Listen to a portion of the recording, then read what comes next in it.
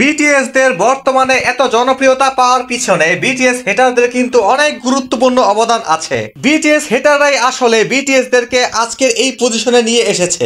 কিভাবে জানেন? বিটিএস হেটাররা যখন বিটিএস দের নামে খারাপ কথা বলে তখন আসলে তারা বিটিএস এর প্রচার করে। মানুষ তাদের মুখ থেকে বিটিএস এর কথা শুনে ভাবে আসলে তো বিটিএস দের নামে এত খারাপ কথা শুনছি, তারা আসলেই খারাপ কিনা একটু টেস্ট করে দেখি।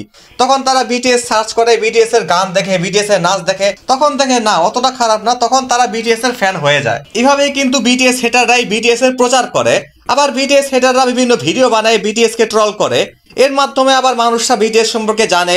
ইউটিউব এবং ফেসবুকের অ্যালগরিদম হচ্ছে এরকম, যেই টপিক নিয়ে মানুষ বেশি সমালোচনা করে সেগুলোকেই অ্যালগরিদম বেশি করে বুস্ট করে, এবং যেই ভিডিওতে যত বেশি কমেন্ট তত বেশি বুস্ট করে সেই ভিডিওটি ইউটিউব নিজেই। বিটিএস হেটারদেরকে নিয়ে বিভিন্ন ভিডিও করা হলে বিটিএস আর্মিরা সেখানে জবাব দেয়, তারপর অনেকে রিপ্লাই দেয়।